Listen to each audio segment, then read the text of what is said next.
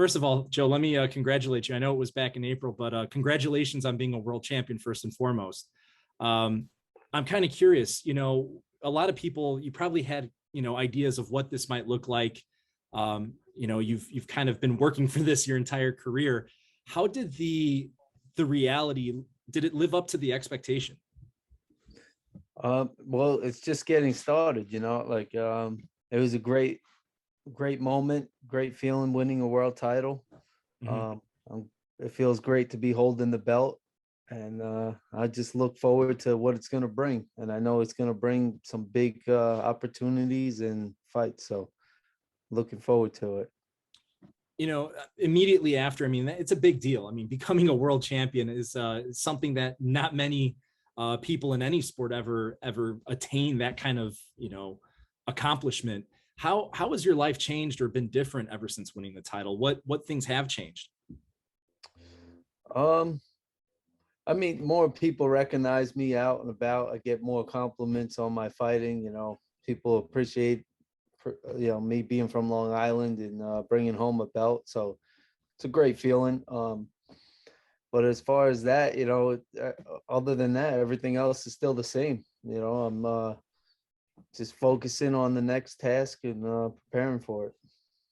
I know that a lot of the subplots about you have been kind of your work ethic, someone that's been a worker in your life throughout, doing manual labor while also boxing at nights, and then you have your own company. Have you been kind of following the same routine, or has that changed a bit? It's changed a little bit. Mhm. Once you're at this top level, you need to be focused and in the gym 100% of the time. So, that's what I've been doing. I've been in the gym and just focusing on my fight ahead of me. But my father has been running our business. I opened up a tree company and, he's there taking care of that end of things. And I'm over here doing what I need to do in the ring. Looking back at all those years and the struggle, the hard work that goes into it, having to have that day job and then mixing in the work at night. I've talked to multiple boxers about that. How difficult was that, and do you feel like if you had that opportunity to really put 100% in the craft, that maybe this moment would have come earlier? Yeah, maybe it would have, but I'm happy with the route that I took here. It was a tough one, but in the end it all paid off, and it's been worth it. But there has been in the past some very tough days, going to work and then straight to the gym. Wasn't fun, but I did what I had to do and it got me to where I am. I mean, it's such an incredible grind. I've talked to multiple fighters in the past, and that if, like, for a second there, I almost thought, was it worth it? Can I keep doing this? Did you ever have any doubt? Yeah, definitely. There's been a couple of times in my career where things got really tough, especially suffering a broken jaw the first time. It was tough, but I was still young and it was I had plenty of time to recover and come back. It was early in my career, but then the second time it happened, you know, it happened during training, Mhm. and I was like, I'm taking this fight either way, because I went and got an MRI done, cat whatever, X-ray, and they told me they didn't see anything. So I took the fight. I was like, it's probably gonna be my last one, but I'm gonna go out there and get paid, whatever. But I was in the fight. It was a tough, horrible fight because I was fighting with a broken jaw the whole time. But I made it through the fight, and I was like, that's it. But I don't know, something in my head told me not to quit. A few months later, I was back in the gym and working. Well, and obviously it paid off in the long run. In that fight against Vlasov, I mean, that was a tough fight as well.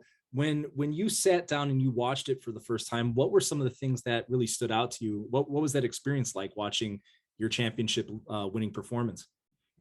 Um, it was great. I mean, it was a tough fight. Vlasov is a great fighter, very experienced. He has a lot of fights, and I beat one of the best fighters in the world. I believe he is one of the best, and It was a great accomplishment for me. I know you wanted to get into the ring earlier.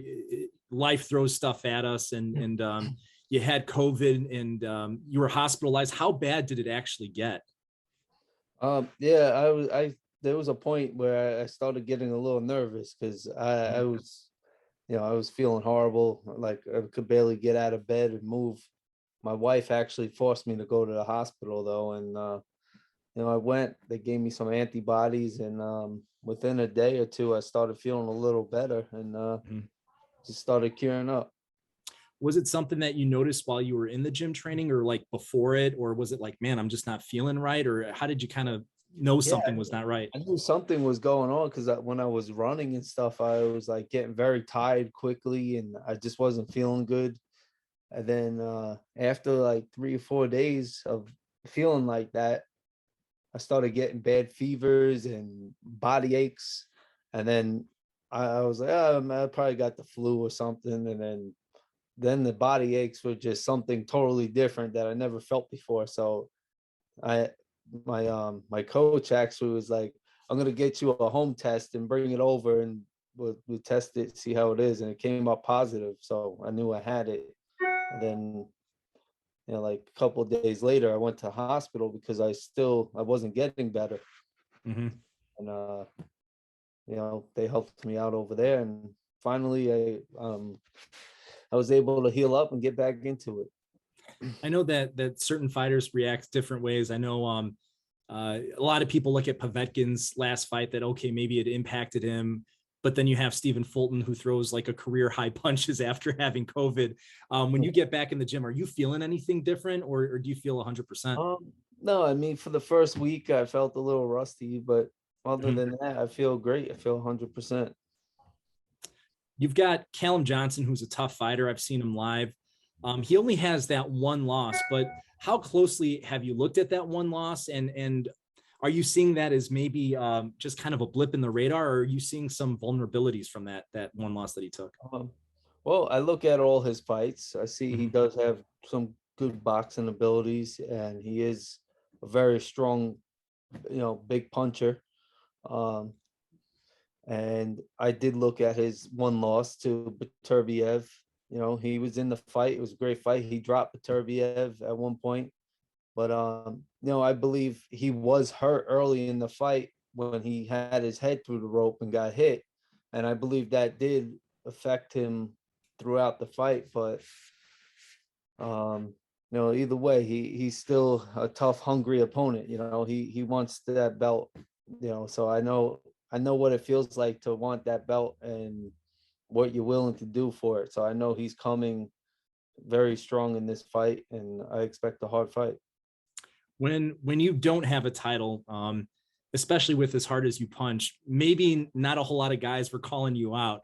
Now that you have a belt, a lot of people are starting to talk your name a little bit within the light heavyweight division. Yeah. Is it weird going from the hunter to now the people are kind of hunting you out, trying to get their shot at you?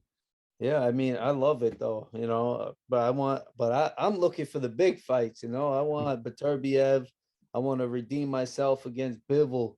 So, in order to do that though, I gotta focus on Johnson and get past him. But hopefully right after this guy, I could get Beterbiev or somebody in the ring.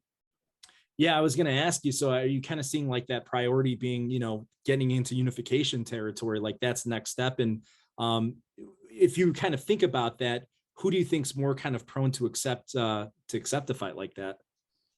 Um, Honestly, as far as people accepting it, I think it's going to be a tough time making either fight happen between Beterbiev or Bivol, but um, I believe we can make it happen.